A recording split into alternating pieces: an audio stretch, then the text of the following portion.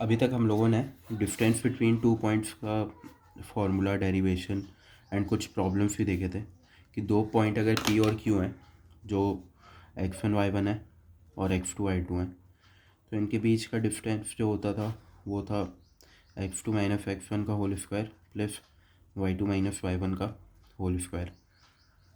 ये दोनों के बीच का डिफरेंस था। तो इस पे बेस्ड हम लोगों ने प्रॉब्लम्स देखे थे, सॉल्व किए थे। अगर आपने वो मिस कर दिया है तो आप पिछले लेक्चर्स जाके ज़रूर देखें, तो आपको समझ में आ जाएगा कि हम क्या बातें कर रहे हैं। अब यहाँ पे एक कॉन्सेप्ट आता है चॉइस ऑफ एक्सेस, कि हम लोग कुछ प्रॉब्लम्स रहती हैं जो हमें दी रहती हैं, तो अगर आप उसको आसान तरीके से सॉल्व करो तो आपके लिए काम कम पड़ता है, मतलब आपको ज़्यादा लंबा प्रॉब्लम सॉल्व नहीं करनी पड़ती है। तो ये एक्चुअली में देखते कैसे हैं वो मैं आपको बताता हूँ। कि जैसे आपको अगर एक ट्राइंगल बोला है, आपको बोला है कि आपको ये प्रूव करना है कि अगर एक ट्राइंगल अगर ट्राइंगल है जिसके सारे जो वर्टेक्स हैं, मतलब ए बी और सी, अगर ये एक्स कॉमा वाई के फॉर्म में है और सारे एक्स आई अगर इंटीजर हैं और सारे वाई आई अगर इंटीजर हैं, मतलब एक्स आई कॉमा वाई आई इंटीजर है, तो आपको ये प्रूव करना है कि ऐसा जो ट्राइंगल है वो कभी भी इक्विलेटरल ट्राइंगल नहीं हो सकता है, कि A B C can never be equilateral. ये आपको प्रूव करना है।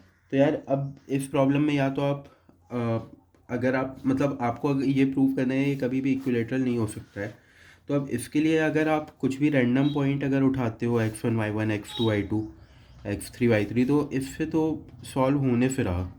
तो आप इन सब प्रॉब्लम्स के लिए जैसे आपको ऑब्जेक्टिव क्वेश्चन भी आते हैं, इक्विलेटरल ट्राइंगल बोला है या कुछ भी बोला है, रेक्टेंगल बोला है, तो आपको पॉइंट इस तरह चूज़ करना है कि वो आप उसको जल्दी से सॉल्व कर पाओ। आपको अगर बोला है कि एक रेक्टेंगल है, उसकी लेंथ अगर आपको नहीं बोली है तो आप उस रेक्टेंगल को इस फॉर्म में ले सकते हो। एक आप उसको ओरिजिन में रख लो, एक वर्टेक्स को, एक को आप यहाँ रख लो, ये 0 कॉमा ए रख लो, यहाँ पे आप कुछ रख लो B कॉमा 0, तो ये हो जाएगा B कॉमा ए। मतलब समझ रहे हो आप, अगर आपको रेक्टेंगल में कभी कुछ प्रूव करना है तो आप उसको एक्सिस पे ही बना के रख लो, कि वो एक्सिस पे मतलब ओरिजिन पे ही उसका एक वर्टेक्स लाई कर रहा है, एक पॉइंट यहीं पे लाई कर रहा है, क्योंकि रेक्टेंगल में 90 डिग्री होता है, तो ये यूज़ कर लो। तो इस टाइप के जो क्वेश्चन रहते हैं ना, तो उसमें आप ऐसे ही वो x1 y1 x2 y2 या कुछ टफ वैल्यू लेके नहीं सॉल्व करते हो, आप उनको आसान सी वैल्यू ले लेते हो ताकि आपको क्वेश्चन सॉल्व करते बने। अब जैसे अपने को ये प्रूव करना है ना कि अगर ये सब इंटीजर हैं, एक्स आई वाई आई अगर इंटीजर हैं, तो ये कभी भी एक इक्विलेटरल ट्राइंगल नहीं हो सकता है। तो एक काम कर लो कि आपका जो एक्सिस है, आप एक ये काम करो कि एक ट्राइंगल आप इस तरह ले लो, ठीक है। एक आप इसको वो ले लो 0 0, ये बोल दो A कॉमा 0 है और ये B कॉमा C है। यहाँ पे 0 तो वो होता ही है, और हम लोग मान के चल रहे हैं कि ABC जो है ये इंटीजर है। तो अब अगर इक्विलेटरल ट्राइंगल होगा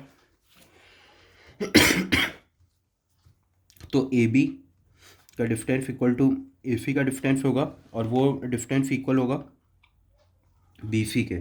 तो अगर आप ये वैल्यू निकालते हो तो AB क्या हो जाएगा, AB हो जाएगा B² प्लस C², मतलब इनका मैं स्क्वायर की वैल्यू डायरेक्ट निकाल लेता हूँ, रूट क्यों ही निकालें। AC की वैल्यू हो जाएगी A² और BC की वैल्यू हो जाएगी B - A का whole square plus C², right. अब आप यहाँ पे देखोगे कि अगर आप इन दोनों को इक्वेट करते हो तो यहाँ से आएगा आपका A² equal to B² plus A² minus 2AB plus C², ये कटा, तो आपका आ जाएगा B² plus C² equal to 2AB, right.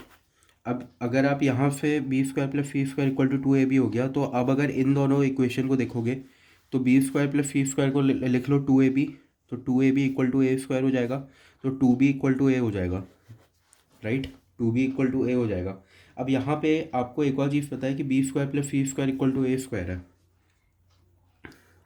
B² plus C² equal to A² है, और A की वैल्यू 2B के बराबर है, तो B² plus C² equal to A, मतलब 2B का स्क्वायर 4B² हो जाएगा, तो ये देखो C² इक्वल टू 3B² हुआ, राइट। तो इसी को आप दोनों तरफ रूट ले लो, तो phi equal to √3b, phi equal to √3b आ जाएगा, राइट।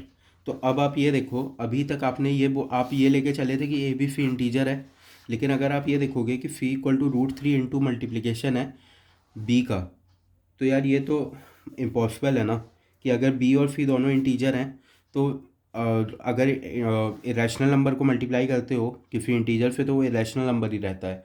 तो यह हम लोगों ने जो लेके चला था कि ए बी सी तीनों इंटीजर हैं, तो वो कॉन्ट्राडिक्ट कर रहा है। तो आप कह सकते हो कि मतलब फिर आप अपना वो रख सकते हो कि ये कभी भी इक्विलेटरल ट्रायंगल नहीं हो सकता है, हैंस प्रूव्ड।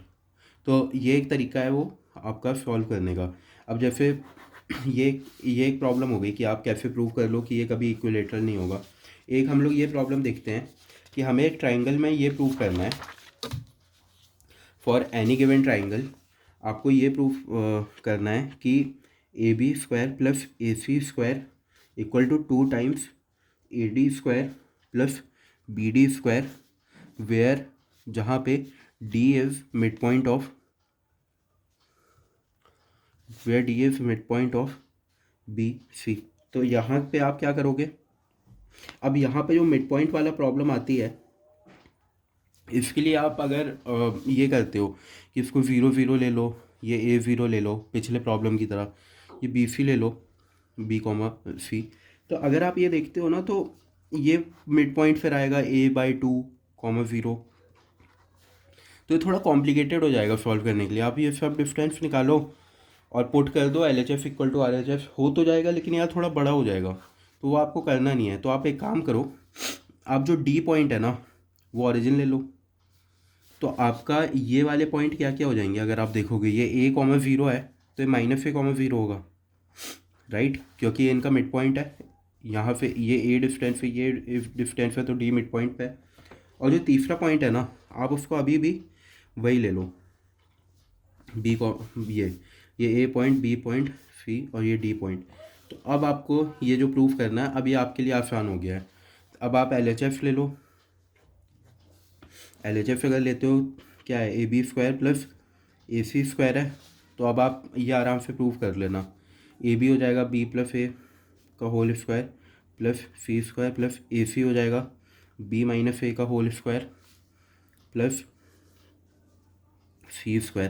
तो ये हो जाएगा B² plus A² plus 2AB minus 2AB यहाँ से कटेगा प्लस 2C², ये इंटू 2 हो जाएगा। तो ये आपकी जो वैल्यू आ गई वो आएगी 2A² plus B² plus C²। ये मैं कैलकुलेशन जल्दी जल्दी कर रहा हूँ, आप प्रॉपरली बैठ के कैलकुलेट कर सकते हो। अब हम लोगों को RHF में क्या प्रूव करना है, AD² प्लस BD²। तो ये डिफरेंट फार्मूला ये है AD और BD। तो AD आप कैसे निकालोगे, तो ये हो जाएगा B² plus C² plus BD की क्या वैल्यू होगी, A² प्लस 0²। तो ये देखो ये आपका आ गया 2A² plus B² plus C²। तो आपने ये प्रूव कर दिया LHF इक्वल टू RHF। ये अगर आप एक्चुअली में देखोगे ये आपकी छोटी कैलकुलेशन में हो जाएगा, राइट। छोटी कैलकुलेशन में हो गया, आपने प्रूव कर दिया, आप आराम से लिखो हैंस प्रूव्ड, आपको फुल मार्क्स मिल गए हैं। लेकिन अगर आप यही 0 0 A0 B, C लेके चलते ना तो बड़ी दिक्कत हो जाती। अच्छा, और आप ना ये इस तरीके से भी प्रूव कर सकते हो जो बहुत ही ज़्यादा बड़ा पड़ता कि आप x1 y1 ले लो, x2 y2 ले लो और ये x3 y3 ले लो। अभी तक हम लोगों ने मिड पॉइंट पढ़ा नहीं है, वो आगे वाले लेक्चर में आएगा। लेकिन मैं आपको ये बताता हूँ कि मिड पॉइंट एक्चुअली में कैलकुलेट ऐसे होता है कि ये x1 plus x2/2 y1 plus y2/2। अब आप यहाँ पे आराम ये भी प्रूव कर सकते हो। अब आप ये D है तो अब आप निकालो किसी तरह x1 माइनस, मतलब इतना बड़ा कैलकुलेशन जाएगा तो वो किसी मतलब का नहीं है। आप प्रूफ तो ऐसे भी कर सकते हो, या प्रूफ ये भी आपको सबसे छोटे में करना है प्रूफ। ये छोटे से छोटे तरीके में कैसे प्रूव कर लो, क्योंकि यार स्पीड यहाँ पे मैटर करती है मैथ्स में और ख़ास करके कॉम्पिटिटिव एग्ज़ाम्स में। तो ये वो तरीका है जिससे आप सॉल्व करते हो। अगले लेक्चर में हम लोग एक और प्रॉब्लम इसी कॉन्सेप्ट पे देखेंगे, तो आपको और क्लैरिटी मिलेगी कि एक्चुअली में ये हम लोग यूज़ कैसे करते हैं। Okay, thanks, have a great day.